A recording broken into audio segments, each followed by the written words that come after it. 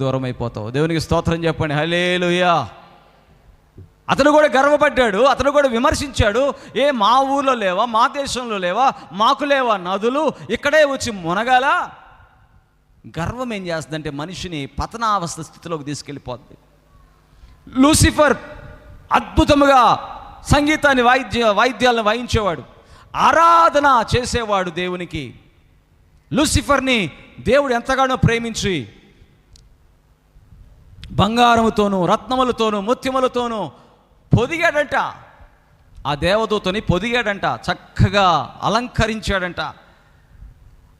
అయితే తన అలంకారాన్ని బట్టి, తన జ్ఞానాన్ని బట్టి, తను చేస్తున్న పనిని బట్టి అతిశయపడి గర్వపడి ఏం చేసిందంట, దేవుడితో నన్ను కూడా సమానునిగా చేసుకుంటాను అని చెప్పి తన మనసులో అనుకుందంట.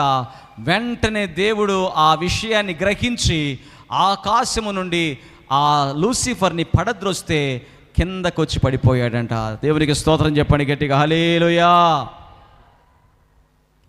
గర్వం ఏం చేసిందో చూడండి దేవుని బిడ్డలారా. గర్వం అనేది ఎక్కడ కనపడుతుందంటే ఆలోచనల్లో కనపడిద్ది, మాటల్లో కనపడిద్ది, క్రియల్లో కనపడిద్ది. ఎక్కడెక్కడ కనపడిద్ది అండి చెప్పండి, ఎక్కడెక్కడ? వైఖరిలో కనపడిద్ది. యాటిట్యూడ్, వైఖరి. నువ్వు నాకంటే తక్కువ, నేను నీకంటే ఎక్కువ, వైఖరి. అలాగే చేసే పని మంచిదైనా చేసే విధానంలో కూడా కనపడిద్ది. నువ్వు మంచి పనే చేస్తున్నావు, కానీ ఎలా చేస్తున్నావు? గర్వంగా చేస్తున్నావు. అక్కడ కూడా కనపడిద్ది.